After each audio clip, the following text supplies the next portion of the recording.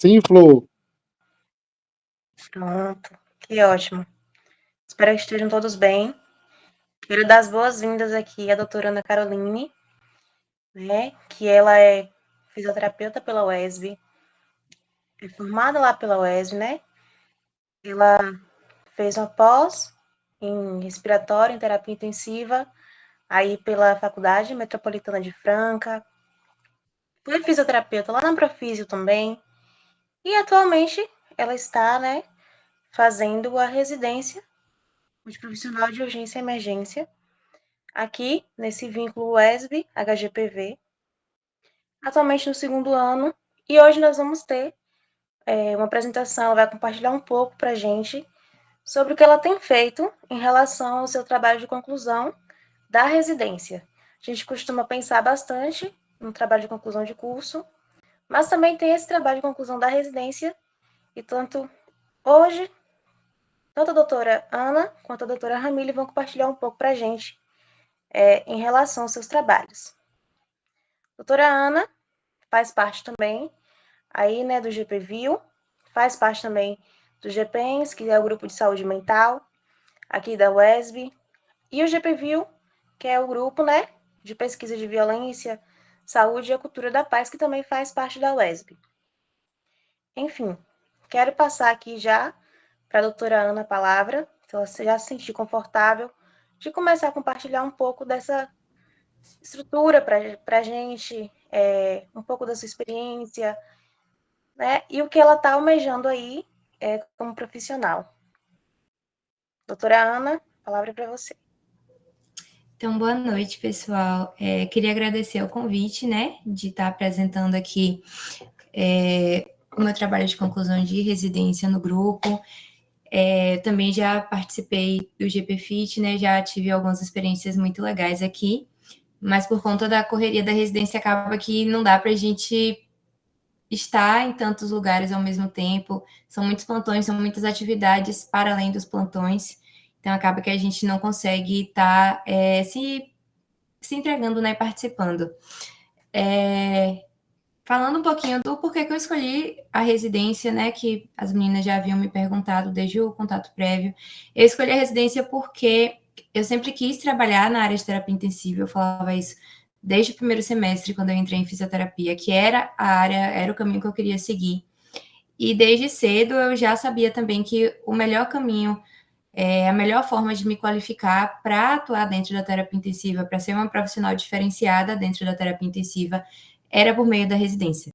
Então, foi nesse contexto que eu escolhi, eu passei a graduação, na verdade, desde o começo, já direcionando minhas atividades curriculares, minhas atividades de estudo, para além, né, das disciplinas, pensando na residência. Não me arrependo de ter escolhido esse caminho. Eu sei que a profissional que eu era quando eu entrei na residência no passado e a profissional que eu sou hoje são duas pessoas completamente diferentes. Hoje eu tenho uma maturidade muito maior para lidar com o paciente crítico, para estar em situações mesmo que exijam um raciocínio rápido, que exijam o uso de evidências e que a gente possa prestar a melhor assistência possível ali dentro. Então, a gente entra na residência com essa proposta, né, de nos qualificar e de também qualificar o local onde a gente está. Então, não é só a gente entrar lá e sugar do serviço aquilo que eles tiverem de melhor para oferecer para a gente, mas também dar um retorno para eles. E é nesse contexto que o meu TCR foi estruturado, tanto eu quanto o Ramile. Nós estamos na mesma turma, fizemos todo esse processo juntas, junto com o nosso orientador, que é o professor Rodrigo. Então, a gente pensou desde o começo que a gente queria trabalhar com alguma coisa que fosse mudar a realidade da terapia intensiva dentro do serviço que a gente está inserido, que é o Prado Valadares. Então, tudo que a gente vai estar apresentando a vocês, não entendam como julgamento, não entendam como estar classificando o serviço como bom ou ruim. Não é sobre isso. Todos os dias a gente tem possibilidade de melhorar alguma coisa, sempre que surgem novas evidências, sempre que surgem novas formas de fazer aquilo que a gente já fazia há muito tempo. A gente deve abraçar e aproveitar. Então, é nessa perspectiva que a gente vem trazer um pouquinho do serviço que a gente encontrou e do que a gente pensa, né, de deixar de contribuição para esse serviço, que é de onde vêm os nossos TCRs. Eu vou projetar aqui agora para vocês, e aí vocês confirmam para mim se está aparecendo. Começou a aparecer? Sim. Tá dando para ver a tela toda?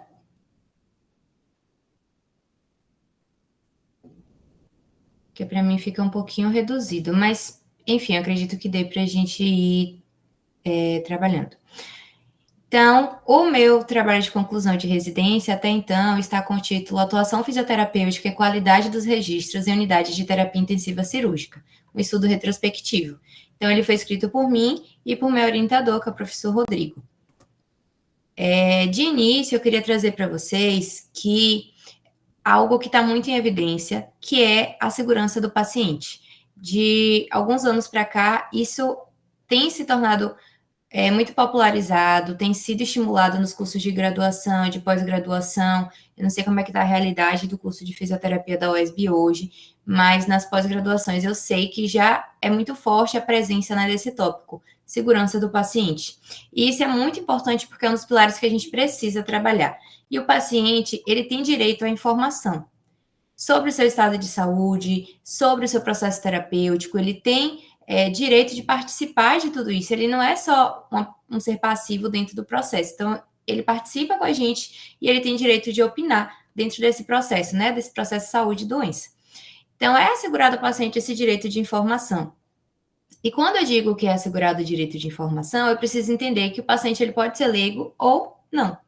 Se o paciente for leigo, a gente tem que fazer com que essa informação chegue até o paciente de uma forma que ele entenda. Se ele não for leigo, a gente pode trabalhar com uma linguagem mais culta, mais científica, de uma forma que ele consiga absorver tudo o que está acontecendo ali.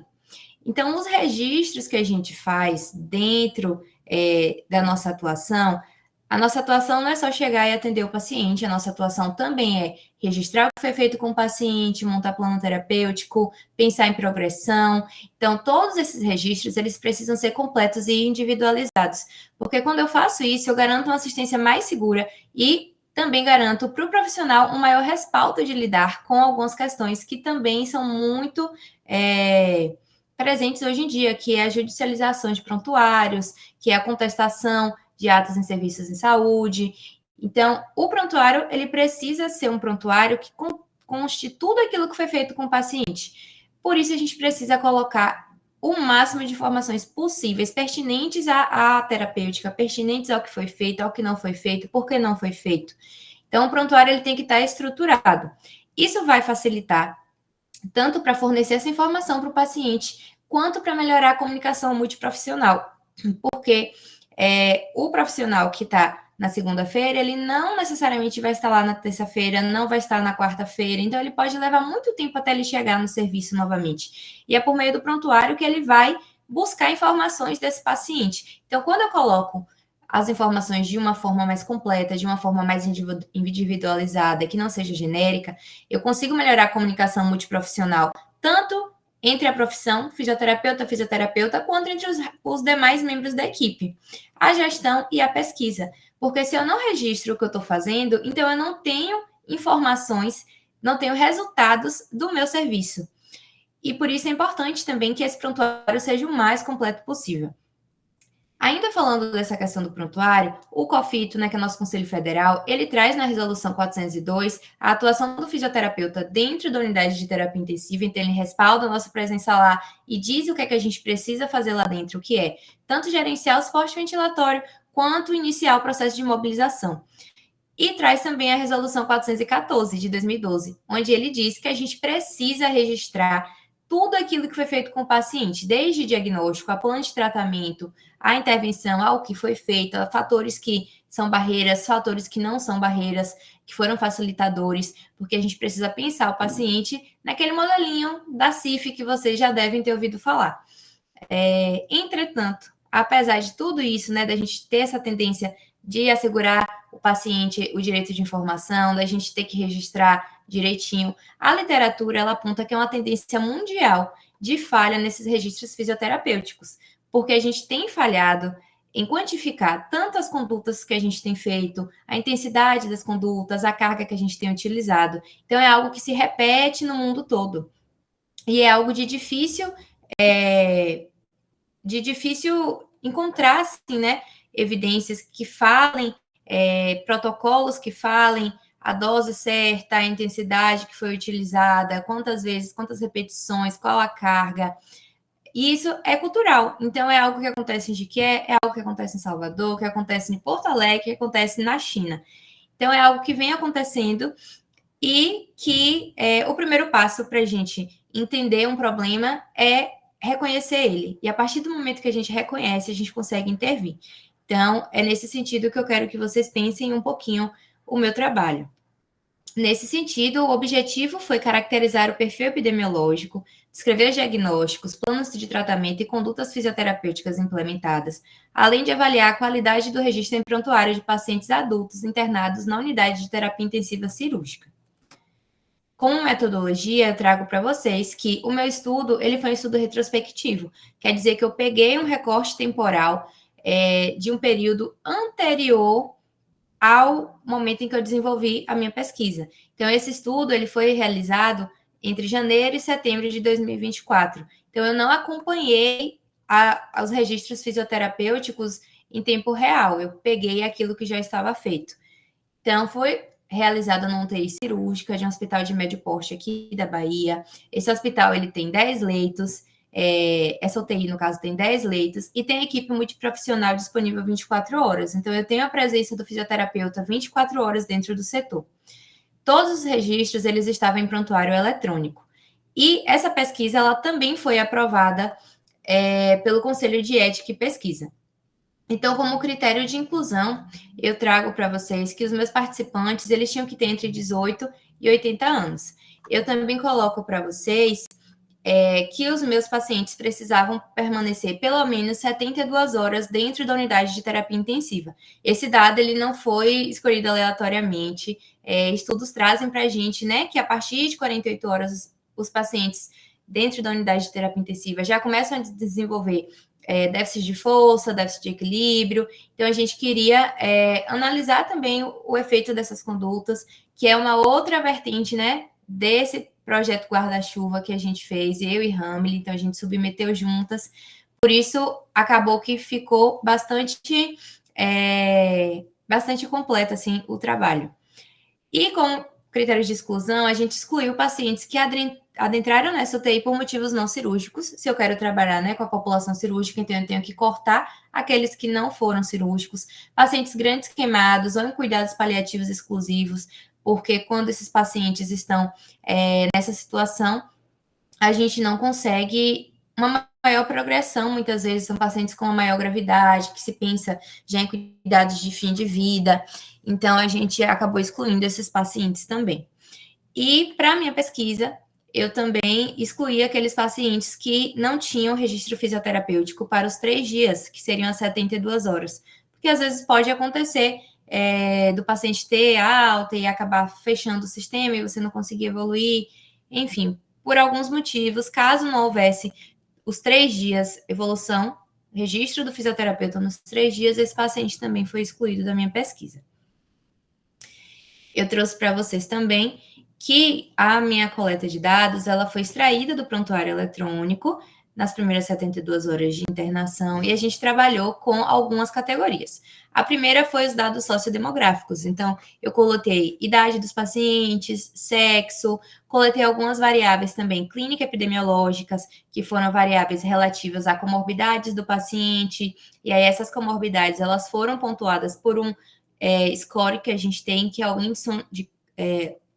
índice de Carlson, que é um índice que vai tratar sobre as comorbidades do paciente. Então, isso não tinha esse valor registrado no prontuário, a gente ia procurando quais as comorbidades que tinham relatadas do paciente e gerando esse indicador, né, dentro do índice de comorbidade de Carlson. A gente também coletou o SAPS-3, que é uma escala de gravidade que é preenchida pelo médico, então sempre no prontuário médico, quando o paciente é admitido, tá lá o SAPS-3, é calculado com base em alguns resultados de exames, algumas coisas que o médico já conhece do paciente e vai falar para a gente um pouquinho sobre a gravidade desse paciente, no momento em que ele adentra na unidade de terapia intensiva.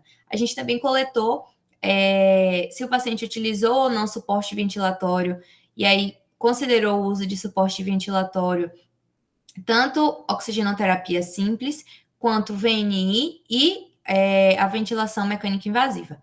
Sobre os diagnósticos, que foi outra categoria que a gente coletou tanto o diagnóstico padrão do hospital. O hospital ele tem um diagnóstico padrão, que era uma tabelinha, que era a linguagem que era utilizada pelos profissionais. Com a chegada da CBDF, alguns profissionais começaram a utilizar a CBDF, outros não.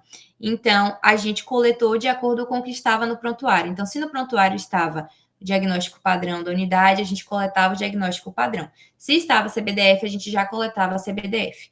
Depois, para fins de organização e para adequar o nosso estudo para aquilo que o Conselho Federal de Fisioterapia pede, que é o uso da CBDF, a gente pegou o diagnóstico padrão e reclassificou. Então, o diagnóstico padrão, ele, por exemplo, para vocês entenderem melhor, ele poderia ser deficiência da função respiratória. Então, esse diagnóstico de deficiência da função respiratória foi adaptado para o diagnóstico da classe funcional respiratória dentro da CBDF.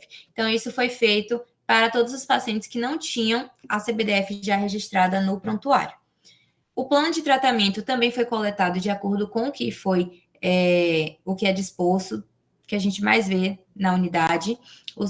As médias mais frequentes, né, as porcentagens mais frequentes a gente listou, e aqueles que tiveram uma quantidade muito pequena, a gente aderiu na categoria outros. Então, algumas condutas, alguns planos de tratamento, algumas metas traçadas que não foram estatisticamente muito significativas, a gente foi juntando na categoria outros. As condutas fisioterapêuticas, a mesma coisa, de acordo com o que estava lá registrado no prontuário, a gente só foi estratificando em algumas condutas que eu vou conversar lá nos resultados com vocês. E a avaliação da qualidade do registro foi uma escala que a gente desenvolveu, eu desenvolvi com a ajuda tanto de Rami quanto do professor Rodrigo, e ela vai tratar de alguns domínios. Já já eu mostro para vocês como é que ficou essa escala da avaliação da qualidade do registro. Lembrando, gente, que esse instrumento, ele não é um instrumento ainda validado, é algo que eu pretendo pensar no futuro, mas foi algo que a gente preparou mesmo para analisar com base em orientações do COFITO, com base em orientações também de alguns estudos da área da enfermagem que trabalham já de forma muito rotineira com análise de prontuário, auditoria de prontuário. Então, eles analisam algumas questões e foi com base nisso que a gente desenvolveu essa escala. A análise de dados, ela foi feita pelo software Jamovi. Então, a gente trabalhou com estatística descritiva, e a estatística descritiva a gente trabalhou com médias, mediana, intervalo interquartil, pegando o 25 e o 75. A gente trabalhou também com intervalos mínimo e máximo, né, valores mínimos e máximos, e tudo isso vocês vão estar vendo na tabela. Mais recente agora, a gente decidiu trabalhar também com uma análise que é chamada de análise ANOVA. Então, para fazer essa análise ANOVA, eu primeiro realizei o teste de normalidade de Shapiro-Wilk. Como meus dados não deram normalidade, eu acabei tendo que prosseguir com um novo teste, que foi o teste de Friedman, e esse teste de Friedman já entra dentro dos dados não paramétricos da ANOVA, que é o que a gente vai trabalhar também dentro dos resultados. Sobre o instrumento que eu falei com vocês, a gente tem aqui a imagem, né? Foi esse o instrumento que a gente criou. Então, ele foi dividido em domínios. Então, eu tenho o domínio diagnóstico, onde eu trato e pontuo diagnósticos clínicos e fisioterapêuticos, o de plano terapêutico e a avaliação por sistemas. Então, eu tenho todos os sistemas que é o que a gente costuma analisar dentro da unidade de terapia intensiva, pontuando uso de sedativos, não uso de sedativos, descrição de uso de drogas vasoativas, a parte do sistema respiratório também. Então, cada classe foi pontuada por um... foi dividido, né? As linhas foram divididas com pontos, e no final a gente tinha uma pontuação máxima por domínio. Essa pontuação total dava um total de 10 pontos, e aí, com base no que foi encontrado no prontuário, na evolução que a gente coletou lá do fisioterapeuta dia a dia, a gente conseguiu uma pontuação final. E aí, com base no estudo de sepsis da inocência, a gente adaptou a classificação que eles fizeram, que era de 4 categorias, que era bom, ótimo, bom, ruim e insatisfatório.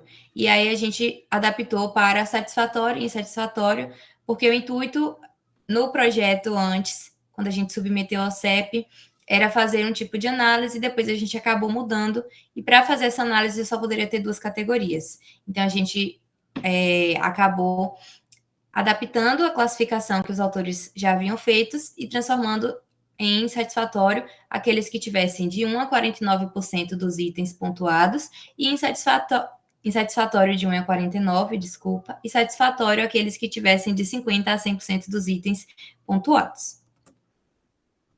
Então, como resultado, eu trago para vocês que naquele período de coleta, que foi de janeiro a setembro, foram identificados 408 pacientes admitidos na UTI. 87 foram considerados elegíveis para compor essa pesquisa.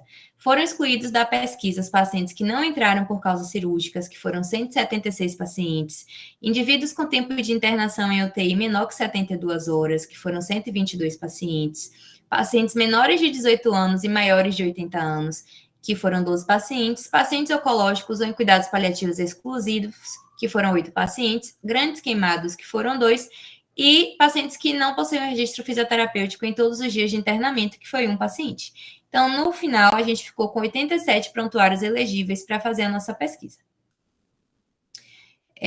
Como resultado, eu trago para vocês algumas tabelas. Essas tabelas, elas ainda estão em processo de ajuste, de adaptação. Eu só vou defender esse TCR no final do mês que vem, então ainda está em processo de ajustar para que fique a melhor leitura possível. Então, a primeira tabela, a gente vai trabalhar com a frequência das variáveis categóricas dos pacientes internados na UTI cirúrgica de um hospital regional. Então, nessa tabela, basicamente vai tratar de dados epidemiológicos e clínicos, que eu falei para vocês que a gente tinha coletado. Então, algumas coisas que chamam a atenção. Foi a predominância do público masculino, que é 58,6%, e uma média de 9,5 dias de internação em unidade de terapia intensiva. Então, é uma média grande.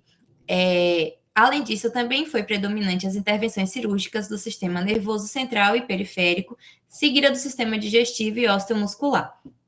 Então, dentro dessa tabela, a gente também encontrou que havia um baixo índice de comorbidade entre os pacientes e também encontrou que aquele score de gravidade que eu falei para vocês, o SAPS-3, ele também era mais predominante pacientes com scores de gravidades menores do que pacientes com scores de gravidade maior. Na tabela 2, eu já trago para vocês algumas outras informações. Então, essas tabelas, eu estou sempre trabalhando aqui, até esse momento, com percentual, né, de distribuição, com frequências. Então, eu sempre trago o valor absoluto, né, que é o nosso N, que é o número de vezes que o evento aconteceu, e o percentual dentro da minha amostra. Então, nessa tabela 2, eu trago para vocês algumas coisas interessantes sobre o diagnóstico que eu encontrei. Primeiro, o diagnóstico encontrado, né, que eu estratifiquei essa categorização. Então, eu encontrei que dentro dos prontuários, no dia 1, só 11 prontuários, que corresponde a 12,6%, já tinham diagnóstico pela CBDF. No dia 2, já esse valor já pulava para 17,2%. E no dia 3, 25,3%. Então, a gente teve um crescimento, ainda que discreto, mas a gente teve um crescimento ao passar dos dias do uso da CBDF. Isso é um bom indicador, quer dizer que o serviço, apesar de ainda não tinha adotado oficialmente a CBDF como diagnóstico, o serviço já estava tentando se adequar àquilo que o COFITO preconiza. O diagnóstico padrão da unidade foi encontrado em 87,4% dos prontuários no dia 1. No dia 2, 87% manteve, né, esse 87,4%, e no dia 3, 74,7%. Então, o diagnóstico padrão da unidade ainda era muito frequente dentro dos prontuários, mas com o tempo, a CBDF, ainda que de forma discreta, foi ganhando espaço.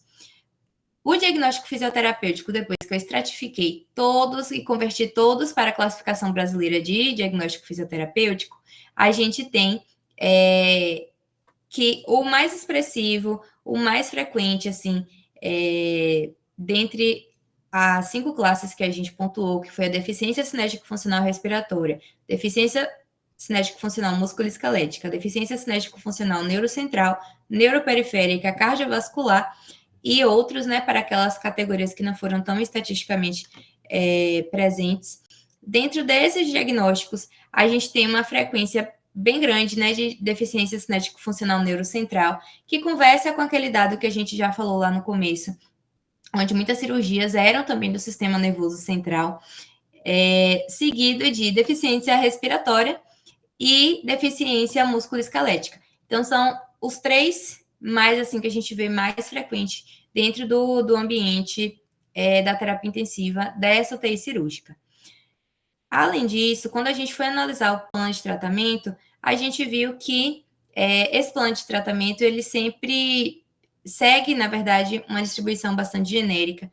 Não é algo só do Hospital Prado Valadares, é algo que a gente vê em outros setores também, em outros lugares. Então, a gente ainda peca muito nesse processo de prescrever o paciente de forma individualizada e não genérica. Então, a gente tem uma prescrição genérica com as frequências das condutas de monitorização cardiorrespiratória, avaliação, cinesioterapia progressiva. Então, a gente não destrincha muito bem que cinesioterapia progressiva é essa, com que carga, quanto que vai ser feito, quantas vezes ao dia. Então, a gente não tem essa prescrição que destrinche mais o que de fato está sendo feito com o paciente.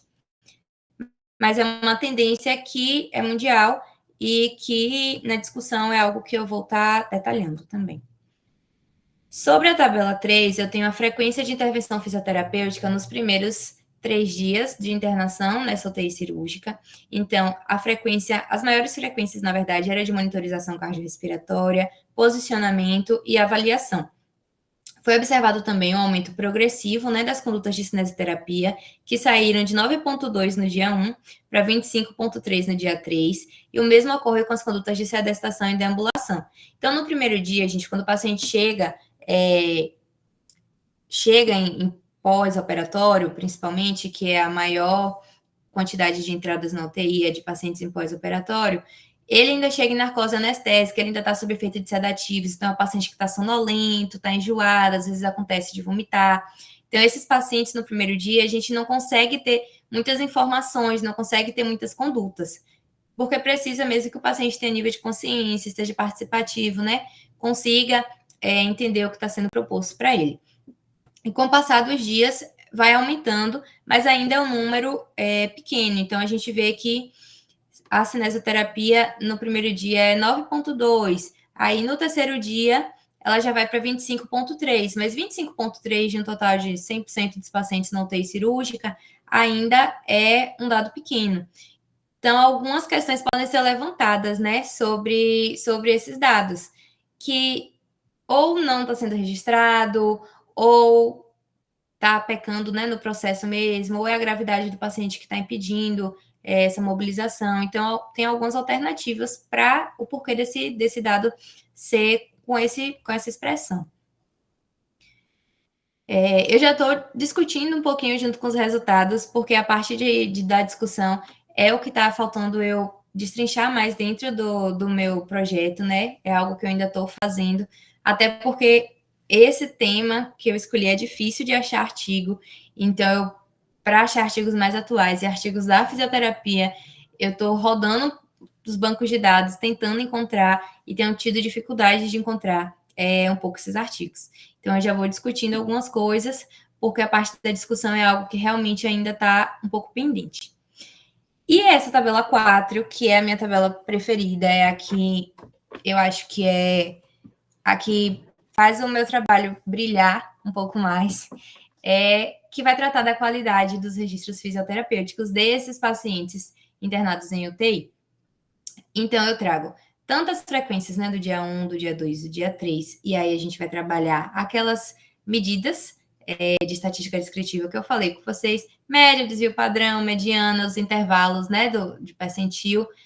E aí a gente tem que a média no dia 1 era de 5,26, de 0 a 10, naquela pontuação daquela tabelinha que a gente fez. No dia 2, 5,65. E no dia 3, 5,80. A gente tem também um desvio padrão que ele vai diminuindo ao longo dos dias, o que é bom. Ao longo dos dias, a média ela foi crescendo discretamente, o que indica para a gente que, com o passar dos dias, a tendência é que o registro fisioterapêutico ele vai ficando mais completo. E o desvio padrão também mostra, né, para a gente que vai variando menos ao longo dos dias. Isso também é um dado interessante. E como mediana, a gente teve aí 5,5, 5,8 e 6. Esses valores do registro, se a gente for para aquela categorização proposta, que foi de satisfatório e insatisfatório, a gente tem que no primeiro dia, 28 prontuários de 87 foram considerados satisfatórios, ou seja, estavam acima dos 50%. No segundo dia, esse valor já era 49,4%. E no terceiro dia, esse valor já era 50,6%.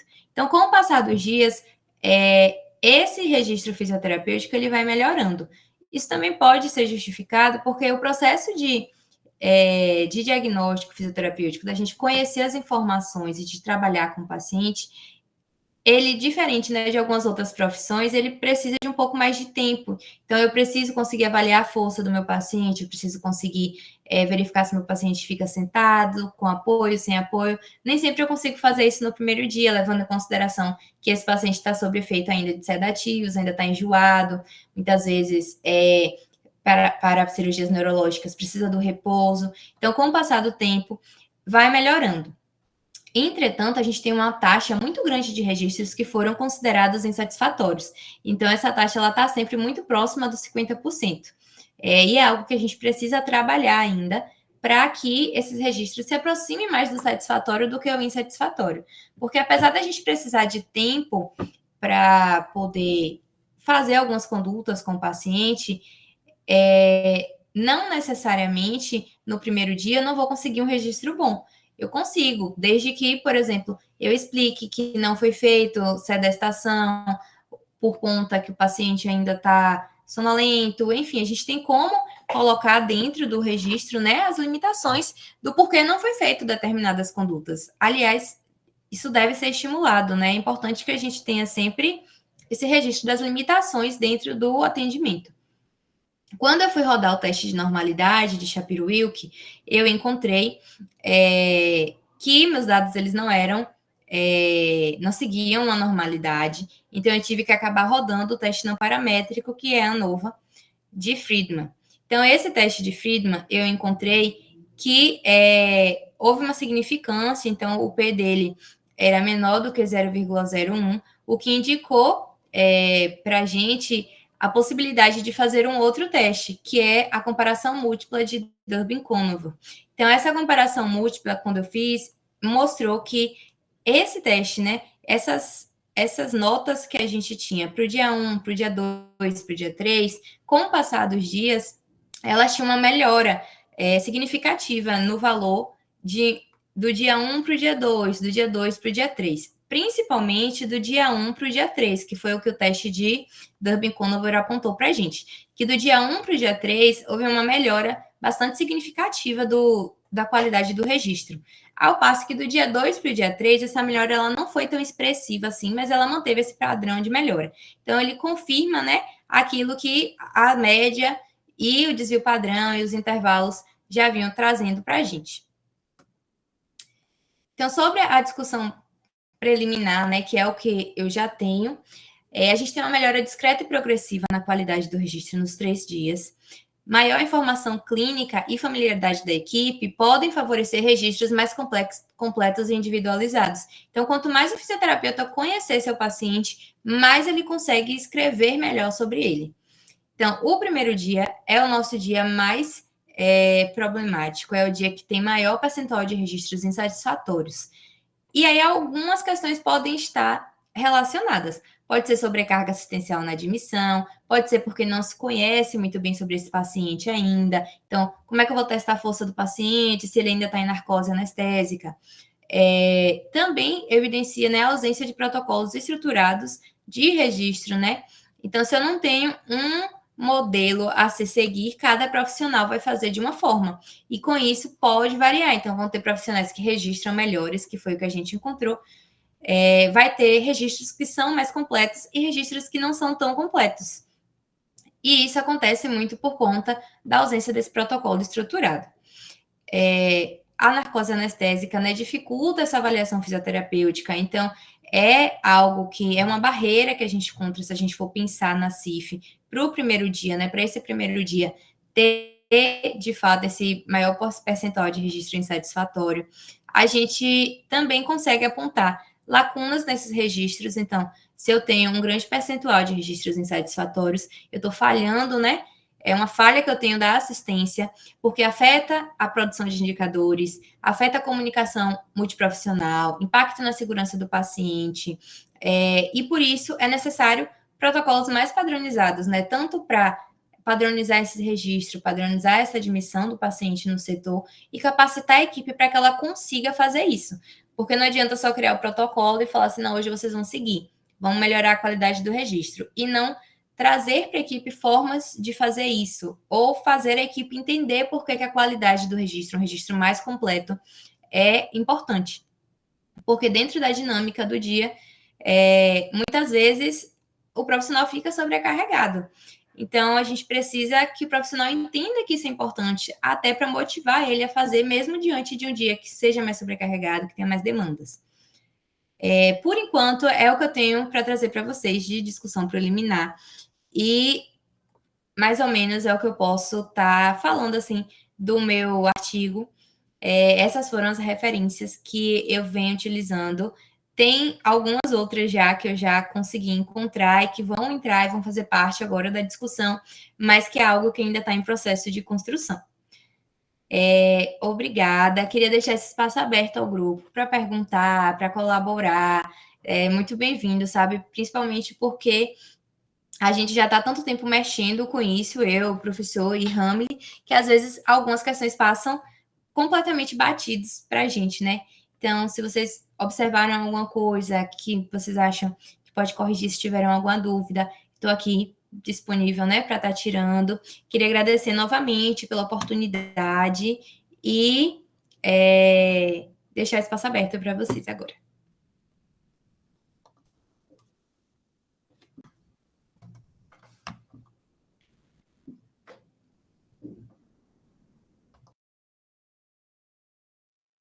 Queria agradecer a doutora Ana Caroline. Estou aqui muito feliz, viu? Excelente apresentação, né? É tanto tempo que a gente está trabalhando nisso, né? E está aí já uma realidade. Parabéns por todo o seu esforço, seu empenho, viu? Seu amor, né? A gente percebe esse amor, esse carinho em fazer, né, ciência.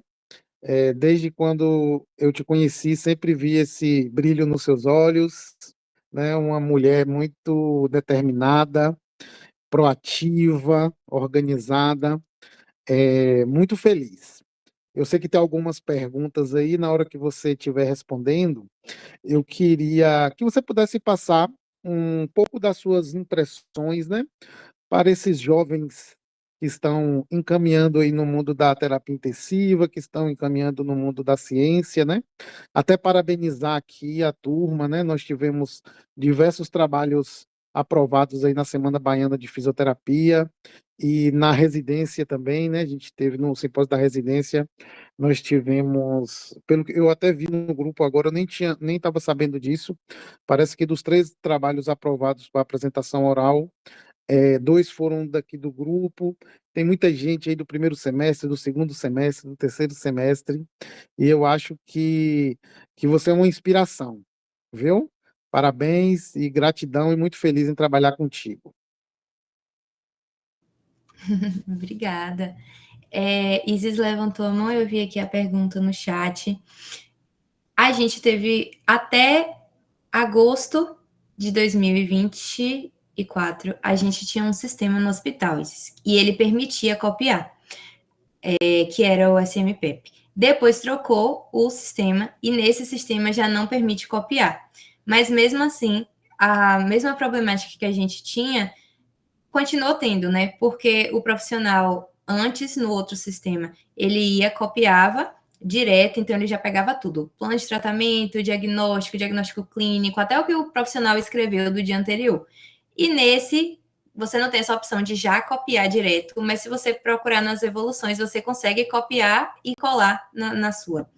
Então, é uma problemática que acaba se repetindo, mesmo o sistema tendo já essa barreira, né? Aí, não sei se consegui te responder, se você quiser ligar o áudio para poder desenvolver melhor. Oi, Ana, boa noite. Boa noite, pessoal. Parabenizar você pelo trabalho e pela sua apresentação, realmente. É um trabalho de conclusão de residência muito bacana. Eu tenho algumas perguntas, e essa temática é muito relevante. Depois eu vou até contar aqui uma situação que eu tenho onde eu trabalho.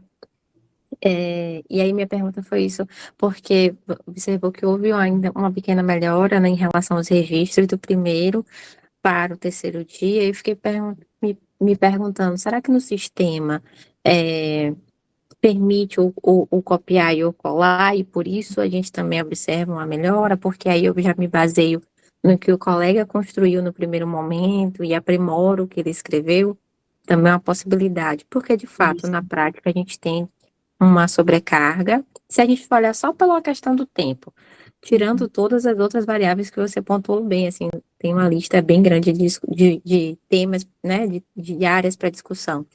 Mas se a gente pegar só o tempo, digamos que se eu leio algo, né, a primeira avaliação está pronta, eu posso ir aprimorando esse diagnóstico fisioterapêutico e isso pode estar influenciando na melhora do resultado do dia 3. E aí o foco seria em melhorar quem admite, né? Melhorar a descrição de quem admite, que é de fato uma dificuldade na prática por conta também de várias outras burocracias que a gente faz. Enfim, por isso que eu perguntei se dava para copiar ou não, porque isso também eu acho que é interessante vocês colocarem isso na descrição, né? Se o sistema, qual é o sistema que o serviço trabalha, se isso é permitido, se isso pode ou não ter influenciado, talvez fazer análises com os prontuários que podia copiar e comparando, né, quando o prontuário copiava e quando o prontuário não copiava. Houve modificação da qualidade das informações? É algo, então, que facilita e que melhora resultado? Ou apenas, teoricamente, facilitava sem gerar resultado? Né? E aí, se não gera resultado, é mais uma coisa que a gente mostra para a equipe e fala assim, olha, não adianta, o Ctrl+C, Ctrl+V não melhorou a qualidade de registro. E aí, esse é o tema. Eu fiquei, nossa, o tema da TCC foi justamente o tema do hackathon que a gente teve em saúde da faculdade que eu trabalho. Os meninos tinham por desafio pensar numa proposta para resolver um problema do Hospital Santa Isabel. E a temática, né, foi justamente descrição de prontuário.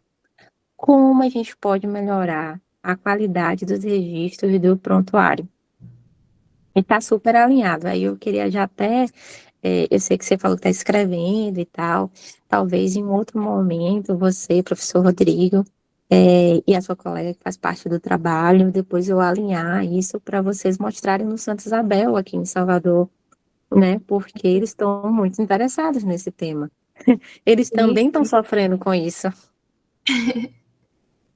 Com certeza, sim, podemos sim. Só alinhar direitinho e a gente pode ver um momento, né, para apresentar. Principalmente, assim, acho que em novembro, agora a gente já consegue estar com o trabalho mais completo. Porque eu já estou com uma discussão mais sólida, já estou encontrando já os artigos que eu consigo dialogar melhor, então a gente já consegue levar algo mais completo. Ah, beleza. Aí você fala comigo também para a gente alinhar em algum momento. Até a coordenadora acho que saiu de licença esse período aí, então no final do ano ela já deve estar voltando, que vai ser mais fácil. E tem também os próprios, tem uma publicação da CBDF falando sobre o diagnóstico fisioterapêutico, eu posso enviar para você. É um artigo científico da CBDF. E tem a própria, eu não sei se é lei, acordo, essa parte eu sou bem ruim, a memória está bem ruim, mas tem também o acordo, porque eu usei no meu trabalho, falando justamente sobre a CBDF. Então, assim, eu acho que você pode, em algum momento, talvez seja positivo para você usar na discussão, entende? Isso. Quero sim. Obrigada.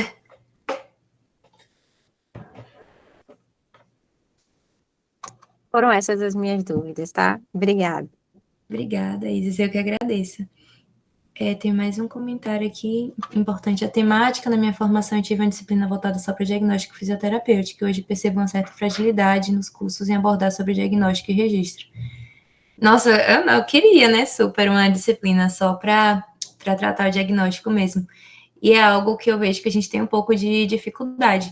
E lá no hospital, apesar, assim, de hoje a gente já ter mais CBDF, eu fiz também uma ação com o pessoal dentro do hospital para estimular o uso, para mostrar como que usava, criei um e-book, e aí hoje a gente já vê mais profissionais usando, fora até da terapia intensiva, então já é algo que está se popularizando, graças a Deus, e a intenção é adotar mesmo a CBDF como diagnóstico, mas mesmo antes a gente já tinha um diagnóstico fisioterapêutico, a tabelinha, né, era bem consolidada, então querendo ou não, havia um padrão dentro do hospital, né? Mas aí com a CBDF, o padrão do hospital, ele deixa de ser aquilo, né? Importante, enquanto não se existia nenhum, a gente tinha o nosso, mas agora é que tem um a nível nacional, então a intenção é padronizar mesmo. Mas realmente uma fragilidade e é difícil até a gente escolher os instrumentos, né? Que é algo que a gente vem conversando agora dentro do hospital, que a CBDF dá muitas possibilidades de avaliação e quais seriam, né, os instrumentos que a gente ia padronizar para quando a gente for avaliar força, todo mundo está falando a mesma língua, quando a gente for avaliar expansão, todo mundo está falando a mesma língua, ADM, né? Então, mas eu acredito que com o tempo a gente vai conseguir ir desenvolvendo isso melhor. Mas o primeiro passo é realmente entender, né? O que está acontecendo ali, como está acontecendo, até para a gente poder ver o que é positivo de se manter e melhorar e o que precisa ser trabalhado mesmo.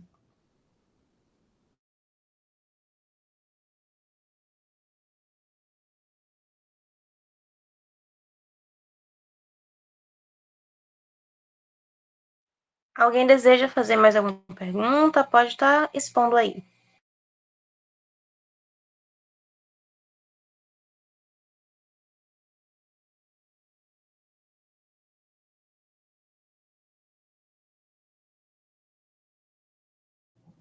Acho que não tem mais nenhuma no chat aqui. Eu acho que não tem mais, não. Aí agora vou passar o bastão para a Ramile.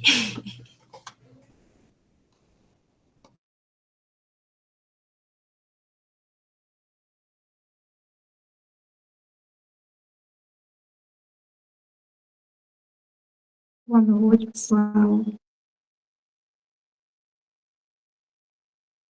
Boa noite. Eu vou apresentar para vocês o meu trabalho de conclusão de curso de residência. Eu me chamo Ramile, eu sou fisioterapeuta, sou residente do programa de multiprofissional de urgência e emergência, né, com ênfase em intensivismo, e orientador pelo professor Rodrigo Queiroz. E meu trabalho é o desempenho preditivo de diferentes dimensões do surgical e civil aptitude mobilization score em pacientes pós-cirúrgicos internados em unidade de terapia intensiva, um estudo retrospectivo.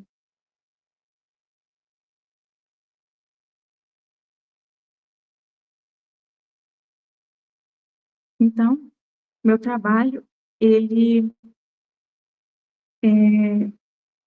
trata, né, sobre essa inatividade prolongada nas unidades de terapia intensiva, como compromete, né, significativamente a independência funcional dos pacientes. Isso contribui para surgimento, né, de disfunções físicas, cognitivas, mentais, após a alta hospitalar. Isso caracteriza o que se chama síndrome pós-cuidados intensivos dos pacientes.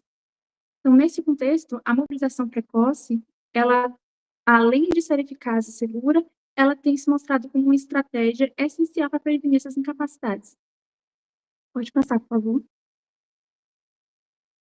Então, a orientação e o monitoramento dessa mobilização através de escalas, né, como a própria SOMS, que é uma ferramenta numérica que é validada, tem uma boa probabilidade, que elas varia de 0 a 4, né, fácil de aplicar, sendo um preditor importante de tempo de recuperação de desfechos clínicos. Contudo, nos estudos que utilizam a SOMS, eles apresentam variações quanto às suas diferentes modelagens. Então, elas utilizam o SOMS inicial, o SOMS final, o SOMS médio. Então, a comparação direta entre essas abordagens ainda não foi muito explorada na literatura e cria ser uma lacuna importante. Pode passar, por favor. Então, dessa forma, o objetivo é comparar o desempenho preditivo das diferentes dimensões dos SOMS, o inicial, final, máximo, e a trajetória média, com a mortalidade, o tempo de internação dos pacientes, tanto no internamento hospitalar quanto da UTI, em pacientes pós-cirúrgicos internados no UTI. Pode passar, por favor. Então, é um trabalho, né, retrospectivo, assim como o Carol, foi aprovado pelo Comitê de Ética de Pesquisa da Universidade Estadual da Bahia, e o estudo foi realizado na UTI adulto de perfil clínico cirúrgico, que é uma UTI com 10 leitos de um hospital público de referência regional situado na macro-região centro-sul baiana. Pode passar. Então, como critério de inclusão, os participantes tinham que ser pacientes adultos em pós-operatório, estavam internados nessa UTI cirúrgica do dia 1 de janeiro de 2024 a 30 de setembro de 2024, tiveram internação acima de 72 horas ou igual a 72 horas e que receberam algum atendimento terapêutico durante a internação. Foram excluídos aqueles pacientes que tinham menos de 18 ou mais de 30 anos, pensando em grau de mobilização desses pacientes, né, acima de 80 anos, que poderiam ser mais restritos, com diagnóstico oncológico, em cuidados paliativos a grandes queimaduras, bem como reinternações na mesma UTI de algum paciente que tenha sido reinternado nesse mesmo período do estudo. Pode passar. Então, quanto ao procedimento do estudo, a gente coletou os dados a partir dos registros eletrônicos dos profissionais da UTI. Como da variável dependente coletado teve o tempo total de internamento hospitalar, que correspondeu ao tempo entre a admissão e a alta hospitalar em dias, né, o dia da admissão e o dia da alta hospitalar, o tempo de internação na UTI em dias e a mortalidade hospitalar, que a gente caracterizou o óbito ou a alta hospitalar, o paciente teria que receber. Pode passar. Como variável independente, tinha o sexo, tínhamos variáveis, né, sociodemográficas, sexo, masculino e feminino, a idade em anos completos e coletamos também o diagnóstico clínico, que primeiro, né, foi definido qual foi o procedimento cirúrgico que esse paciente motivou esse paciente a admitir na UTI, depois a gente caracterizou de acordo com o sistema acometido do paciente, isso seguindo a literatura de Lunda e colaborador de 2022. Posteriormente, vimos o risco de mortalidade da sample através do score do SAPS. Então, caracterizamos ainda em alto risco os scores que passaram de 57, acima de 57, e scores igual ou menor que 57 foram considerados de baixo risco, de acordo com a literatura de Silva Júnior, 2010. E ainda coletamos a presença de comorbidades através do índice de comorbidade de cálcio ajustado por idade, que é um índice que pondera, né, que dá pontuações ponderadas e ainda acrescenta pontuações a depender da faixa etária do paciente. Então, consideramos baixo, com pontuações de 0 a 2, e alto os pacientes que tiveram mais de 2 pontos. Pode passar. Como variável preditora, então, a gente tinha um nível de mobilidade do paciente durante a internação. Foi avaliado, então, através dos SOMs, né? A gente avaliou, classificou ao longo dos dias do internamento do paciente, todos os dias do internamento, qual foi a mobilidade desse paciente, utilizando a pontuação dos 5 níveis dos SOMs. Então, 0 para os pacientes que não tinham sido mobilizados, 1 para os pacientes que realizaram mobilização passiva, 2 aos pacientes que tiveram sedestação beira-leito, pacientes que tiveram sedestação em poltrona, 3 pacientes que chegaram a ficar em ortostase e 4 pacientes que deambularam na unidade. Então, depois disso, a gente analisou 4 dimensões dos SOMs. O SOMs inicial, que foi aquele primeiro valor registrado após a admissão. O SOMs final, que foi o último valor, né, antes da alta da UTI ou do óbito. E a SOMs máxima, que foi aquele valor máximo atingido durante a internação na UTI. E a média de trajetória da admissão à alta. Né? Então, cada dimensão ela foi categorizada em baixo e alto. As pontuações entre 0 e 2 ficaram como níveis baixos, a gente caracterizou como baixo, e altos pacientes em 3 e 4. A média da trajetória a gente usou o percentil 50. Então, pacientes que tinham um valor abaixo do percentil 50 foram caracterizados como baixo, e aqueles acima ou igual a 50, percentil 50 foram caracterizados como altos. Pode passar. Na análise dos dados, foi submetida a uma análise estatística descritiva, né, com as categorias, as variáveis categóricas, a gente utilizou frequências e as variáveis contínuas, médias e medidas de dispersão. Aí fizemos uma análise univariada, no primeiro momento, o modelo de regressão logística para as categóricas, as variáveis categóricas, e a regressão linear para as variáveis contínuas. Então, fizemos nesse modelo de regressão, primeiramente, uma análise univariada entre as variáveis demográficas, clínicos funcionais, a mortalidade, o tempo de internação, e, posteriormente, uma análise multivariada. Então, nessa análise multivariada, a gente, as dimensões SOMs que não tiveram associação na primeira análise, elas foram excluídas, e, posteriormente, fizemos, então, a análise multivariada, utilizando ajustes com os SAPs e o índice de cálcio. Pode passar. Então, além da regressão, a gente ainda realizou, avaliou, né, o desempenho dessas análises através da área sobre a curva de Roque. Então, a gente utilizou o valor de referência, né, menor que 0,6 para um baixo poder discriminatório, entre 0,6 e 0,75 com desempenho moderado, acima de 0,75, um bom desempenho. Utilizamos ainda o R² de Navier-Kerk, então, menor que 0,1 foi considerado baixo, entre 0,1 e 0,3, um moderado desempenho, acima de 0,3, elevado. E o R² ajustado nas lineares, que usou um valor de menos 0,05 como baixo, 0,05 e 0,15 como moderado, e acima de 0,15 como alto. Além disso, ainda utilizamos ainda o critério de informação de ACAC, que utilizou os menores valores para considerar os melhores ajustes das análises.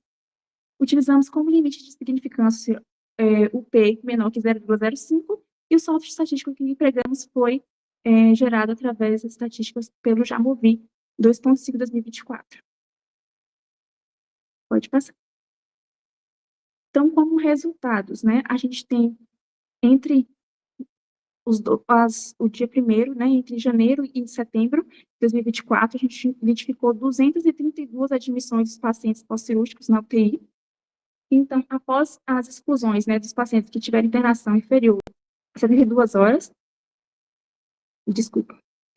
com um N de 122, a idade superior a 80 anos, que foram um N de 12, o diagnóstico oncológico ou tiveram cuidados paliativos, que foram um N de 8, os grandes queimaduras, que foi um N de 2, e as reinternações, que foi apenas um paciente, a gente chegou à amostra final, que concluiu 87 pacientes elegíveis.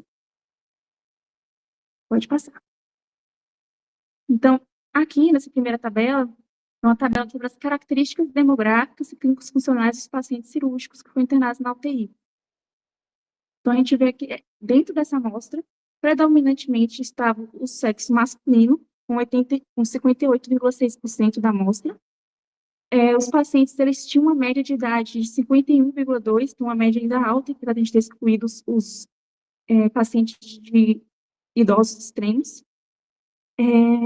O tempo de internamento e o tempo de internamento do hospitalar e da UTI, ela teve uma ampla variabilidade e ficou com uma média, né, para o tempo de internação de 21 dias e para o tempo de internamento na UTI de 9. Pode passar. Para o desfecho hospitalar, 24,1% dos pacientes chegaram a evoluir para óbito, apesar da grande maioria dos pacientes terem recebido alta, né, 70%. Próximo. Os procedimentos cirúrgicos, né, mais predominante foi o sistema nervoso central e periférico, com 33,3% dos pacientes. Pode passar. Mais de um terço dos pacientes eles apresentaram alto índice de comorbidade, scores elevados do SAPS-3. Então, acima de 30%, né, dos pacientes, eles tinham tanto um alto índice de cálcio, quanto um maior risco, né, de mortalidade. Pode passar. Quanto à parte de mobilidade, o SOMS inicial dos pacientes, ele foi, em grande maioria, scores baixos. Então, isso conversa muito com o que Carol mostrou sobre as condutas dos profissionais no primeiro dia. Então, no SOMS inicial dos pacientes, em sua grande maioria, 98,9% dos pacientes, eles receberam um SOMS baixo. Ao longo da internação, a gente vê que o SOMS final e máximo ainda se mantém em grande número, mas a gente já viu uma progressão, uma melhora, elevando esses níveis, os níveis dos scores. Quanto ao SOMS médio, a gente apresentou uma distribuição bem equilibrada entre o alto e o baixo. Pode passar. Aqui nessa segunda tabela, a gente já tem as análises, né, de regressão linear e logística univariada entre as nossas variáveis. E aqui a gente vê que o SOMS inicial, o sexo, a idade, o índice de cálcio, ele não apresentou associação com nenhum dos desfechos avaliados. No entanto, pode passar. No entanto, quando a gente fala no tempo de internação hospitalar, a gente vê que SOMS final baixo, assim como a SOMS máxima baixa, ela está associada ao tempo de internação hospitalar. A gente vê que ali entre 12 e 13 dias, né, então ter um SOMS final baixo ou SOMS máximo, o paciente alcançar, o máximo que ele conseguiu alcançar foi entre 0 e 2, ou SOMS final baixo, né, o máximo, ele sai da UTI, ainda sem conseguir ficar em pé, esse paciente, ele sai ainda com SOMS final baixo ou uma máxima baixa, ele tem 12 a 13, né, chance de aumentar em 12 a 13 dias o tempo de internação hospitalar dele.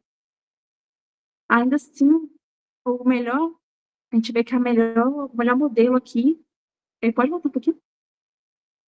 O melhor modelo aqui ainda é a SOMS baixa, que você vê tem um menor p-valor, e um intervalo de confiança também menor. Então, ele tem uma melhor predição ainda e uma melhor consistência.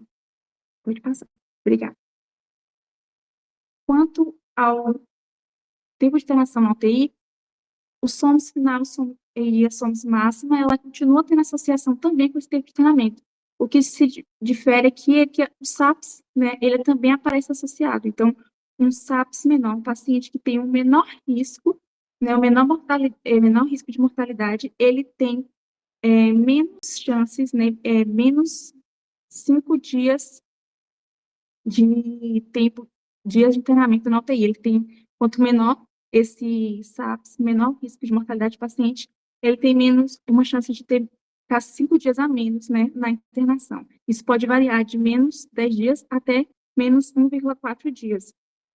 Quanto ao SOMS final e máxima, a SOMS máxima ela ainda continua sendo o melhor modelo aqui avaliado. Pode passar.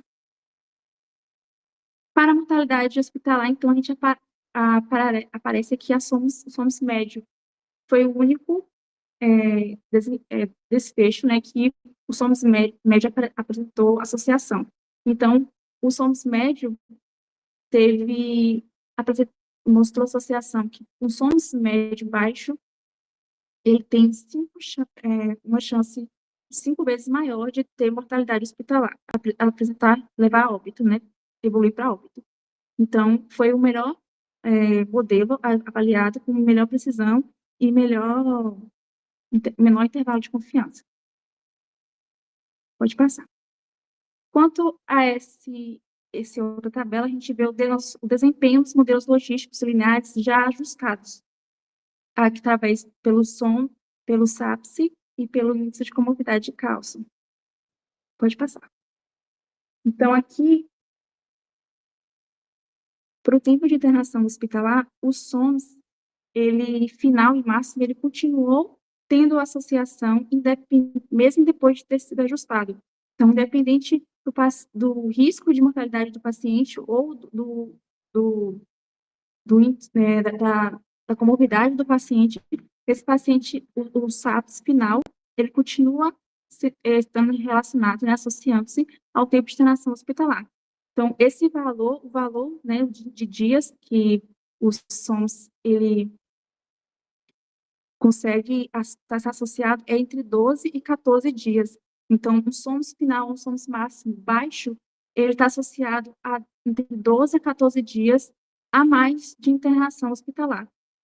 O nosso melhor ajuste foi o modelo máximo ajustado pelo índice de comorbidade de cálcio, que apresentou, né, aqui um R a quadrado ajustado maior entre os outros, em comparação com os outros, mas ainda assim um ajustado moderado, né, um ajuste moderado com uma melhor predição e melhor consistência também. Pode passar.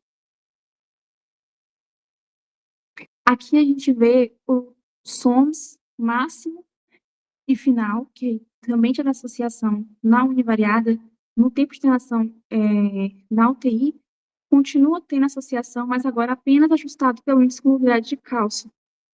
Então, ela perde a associação quando é comparado com o SAPS, quando é ajustado pelo SAPS.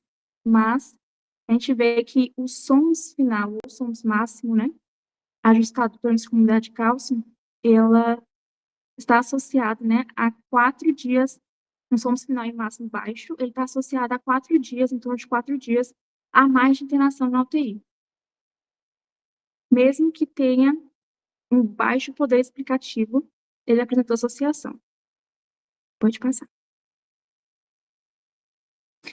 Aqui, para a mortalidade hospitalar, o SOMS, que se destacou mais, foi o SOMS médio, né, que se manteve associado mesmo após ajustado pelo SAPS e pelo índice de cálcio. Então, independente do risco de mortalidade do paciente ou da comorbidade, o paciente, um SOMS médio baixo, ele vai estar associado a cerca de 5 vezes maior de mortalidade hospitalar. Então, foi o modelo com desempenho moderado, esses modelos, mas o modelo de SAPS 3, ele apresentou uma área,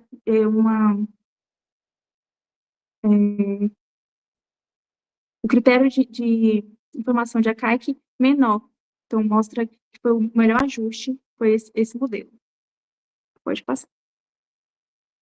Então, discutindo um pouco o trabalho, os resultados desses estudos, ele evidencia, então, que as diferentes dimensões de SOMS têm capacidades preditivas distintas em desfechos clínicos variados. Então, de modo geral, o SOMS médio, ele se destacou como um preditor mais robusto para a mortalidade hospitalar e talvez isso indica que o score médio, ele reflete mais o percurso, né? Então, de forma mais integrada essa evolução do paciente ao longo da internação, captando então, mudanças progressivas do estado desse paciente. Diferente de você avaliar de forma isolada, né? A gravidade, a idade do paciente ou a comorbidade do paciente. Já os scores final e máximo, né, ele já esteve associado com o tempo de internação hospitalar e o tempo de permanência na UTI. Então, a gente vê distintos modelos associados a diferentes desfechos. Pode passar. Esses resultados, eles convergem com evidências provenientes, né, de ensaio clínico randomizado de Charlie e colaboradores, que eles destacaram que a mobilização precoce orientada por objetivos na UTI cirúrgica, ele aumenta significativamente os níveis de mobilidade conforme medido pelos SOMs e reduz o tempo de internação na UTI e melhora a mobilidade funcional na alta hospitalar. Então, corrobora com o que a gente tinha encontrado. Os trabalhos de Casotax, de Charles, em 2016, de Piver, em 2015, e colaboradores, eles reforçam que avaliar os SOMs é um forte preditor, né, independente da mortalidade hospitalar, do tempo de internamento e da UTI de internação na UTI e no hospital. Só que os trabalhos deles, eles divergem quanto à nossa dimensão de SOMs que avaliou. Os trabalhos deles, geralmente, a maioria deles, né, avaliam logo no dia seguinte a admissão na UTI e o delta dos SOMs, que é essa progressão dos SOMs.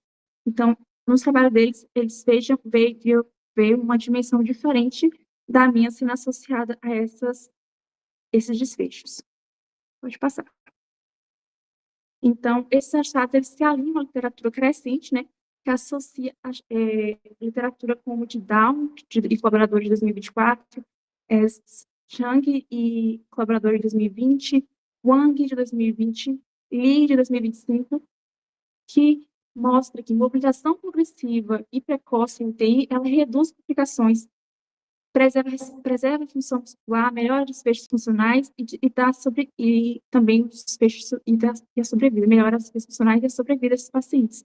Então, neste contexto, scores mais altos de SOMs podem representar não apenas maior capacidade funcional dos pacientes, mas também a efetividade de protocolo de mobilização precoce, atuando como marcador direto, né, de qualidade assistencial e desempenho multidisciplinar na unidade.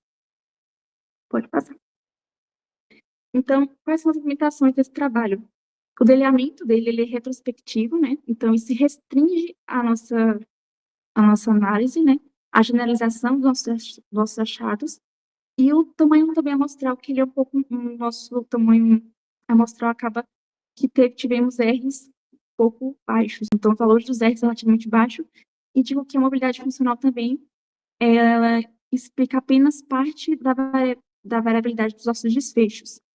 Além disso, nosso estudo ele é observacional retrospectivo. Nossos resultados eles apenas descrevem associações e não causalidades. Então, a mobilidade funcional ela pode representar tanto um determinante como uma consequência para a gravidade clínica. Pode passar. Então, como conclusão, os achados desse estudo, eles evidenciam que as diferentes dimensões de SOMs capturam aspectos complementares do prognóstico funcional clínico dos pacientes. O SOM médio, ele se destacou como indicador mais robusto e independente de mortalidade hospitalar, apresentando desempenho discriminativo, consistente e poder explicativo moderado, mesmo após ajuste por gravidade e pelas comorbidades. Por outro lado, os scores final e máximo, eles mostraram-se preditores significativos de maior tempo de treinamento e permanência em UTI, ainda que com menor capacidade explicativa. Pode passar. Essas minhas referências. Muito obrigada. A gente fica à vontade para contribuir, estamos em construção desse trabalho. Queria parabenizar, parabéns pela apresentação, parabéns por todo o esforço, toda a dedicação, viu? Sempre preocupada, sempre estava preocupada se ia dar tudo certo, né? Você está de parabéns, viu? Muito feliz em ver você se apropriando, né, dessa análise estatística mais robusta, nesse nível de formação, né, que você está. Realmente não é fácil entrar numa nessa seara, né, da estatística mais pesadinha, assim, mas graças a Deus, né, com sua dedicação, todo esforço, a gente conseguiu, né, fazer uma análise que consegue responder melhor, né, sobre essas questões que a gente ainda tem algumas dúvidas.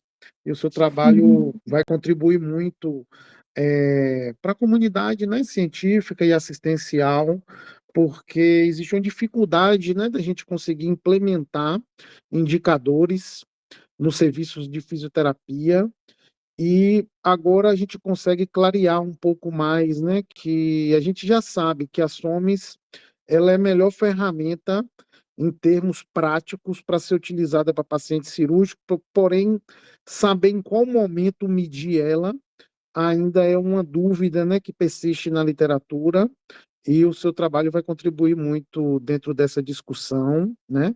Isis é uma pesquisadora aí dentro da mobilidade humana, talvez ela possa contribuir um pouco na discussão, viu? Mas é, muito feliz, parabéns, viu? Que Deus abençoe sua vida, vai dar tudo Obrigada. certo. Ainda tem mais 30 dias aí para a gente dar aquela lapidada, viu? Mas tá ficando lindo o trabalho. Parabéns mesmo, muito feliz. Obrigada, prof.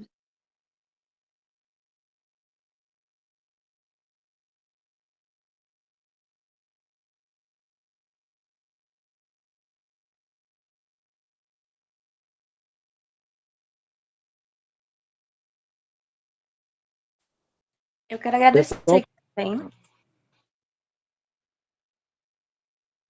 Quero agradecer aqui em nome do GPFIT a exposição do seu trabalho. Foi um trabalho belíssimo. Assim, particularmente eu adorei porque eu nunca cheguei tão próxima assim dessas escalas. Então, sua exposição para mim foi rica. Foi maravilhoso. Obrigada. A gente tenta muito na UTI aplicar escalas, né, com uma frequência e briga, né, pelo espaço das escalas, porque como a gente vai quantificar o que a gente está fazendo e trazer isso em números, né, como o que a gente está fazendo, como está melhorando os pacientes. Então, desde que eu entrei na UTI, eu tenho tentado trazer uma escala que a gente pudesse usar, né, padronizá-los para poder avaliar, para poder, inclusive, orientar o que a gente vai fazer, né, prescrever de conduta dos pacientes. Então, quando veio a opção do trabalho, eu pensei em continuar a pesquisa nessa vertente, né, sobre as escalas, sobre a aplicação delas, e aí o professor me enlouqueceu com essas análises. Aí deu tudo certo, a gente está conseguindo levar o trabalho para um bom caminho.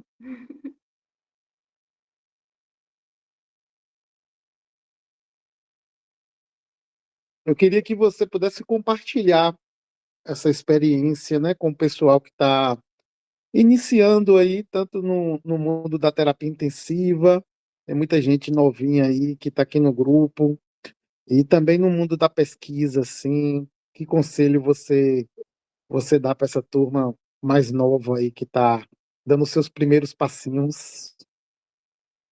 Olha, a terapia intensiva, no início, me assustou um pouco, na verdade, na residência, eu cheguei a pensar em desistir por causa disso, mas acredito que você tem que se arriscar mesmo, inclusive nas análises, as estatísticas funcionam igualmente.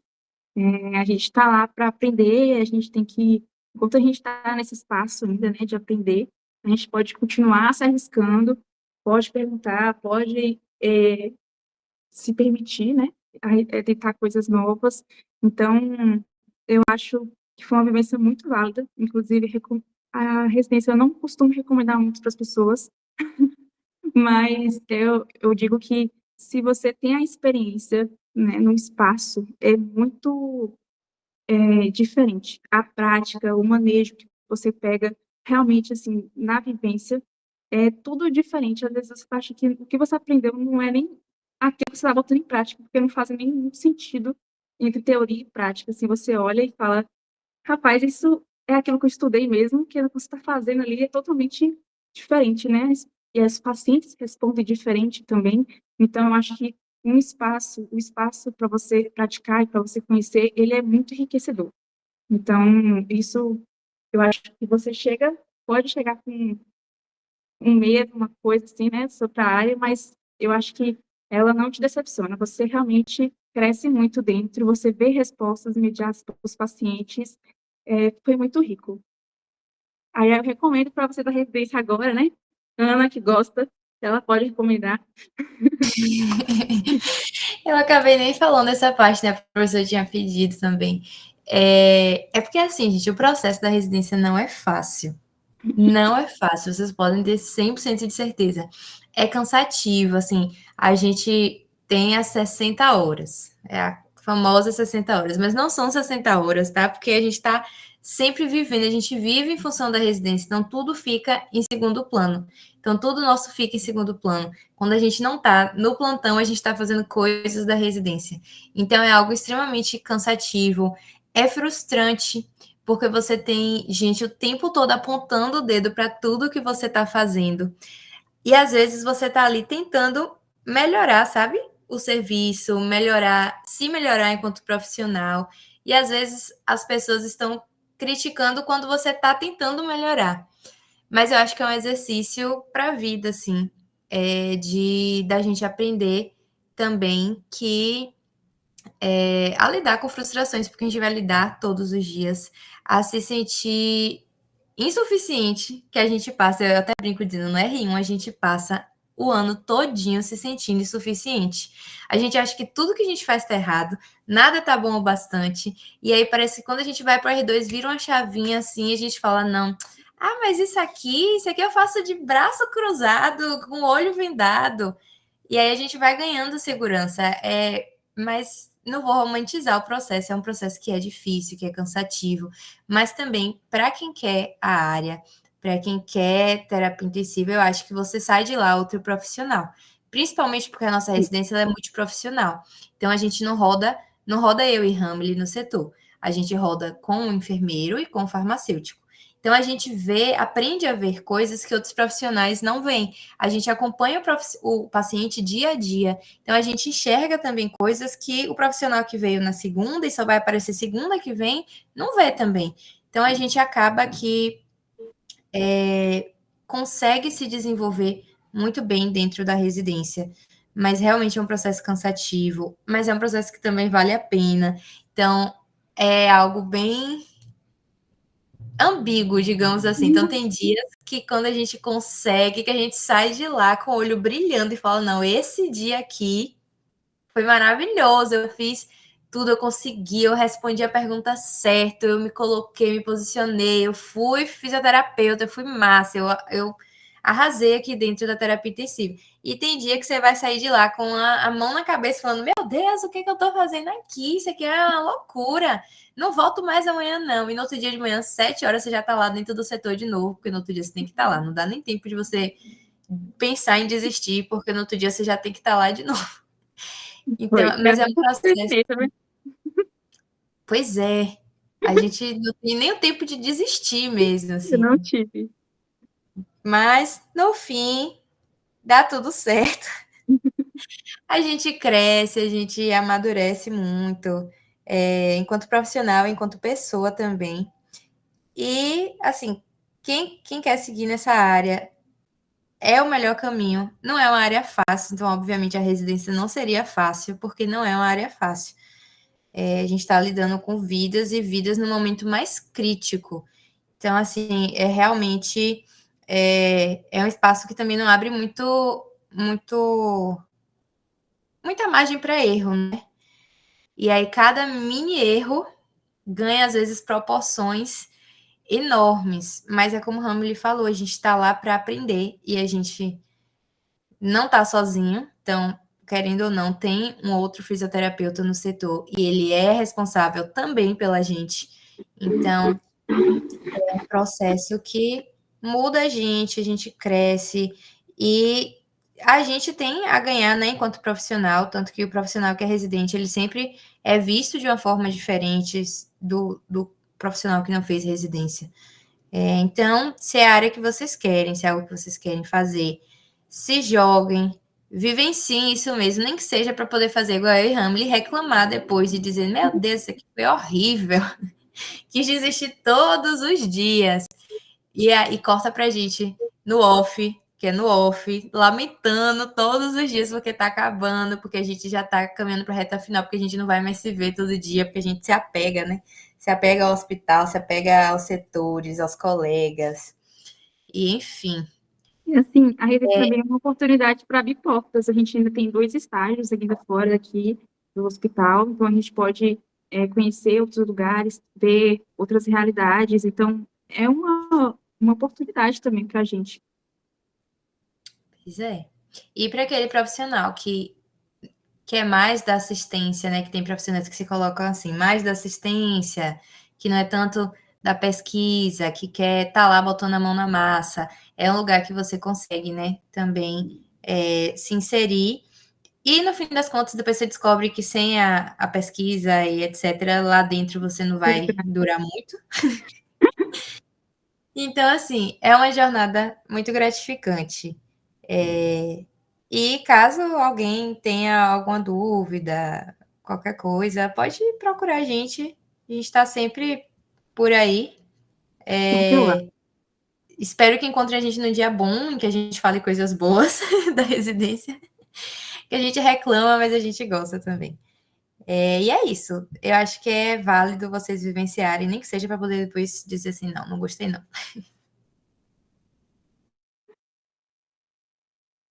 Queria agradecer, né, vocês, viu? Muito feliz em ver esse crescimento, esse amadurecimento de vocês, né? Tanto do ponto de vista assistencial, né? Quanto do ponto de vista científico. Podem ter certeza, né, que toda vez que a gente está imerso dentro de um processo, a gente tende a enxergar ele de uma forma. Depois que a gente se distancia, né, que é o que vocês estão vivenciando agora, né, daqui para o ano que vem vocês vão olhar para tudo isso aí de outra forma, né? E vai ser aquele momento que vai estar colhendo os frutos. É um mercado de trabalho que se abre de uma forma diferente, é uma inserção dentro do mercado de trabalho muito mais fácil, porque você tem uma grande experiência acumulada, né? Daqui a pouco são vocês que vão estar apontando o erro dos outros, vão estar corrigindo, vão estar organizando os serviços, vão estar coordenando os serviços, vão estar formando pessoas, né?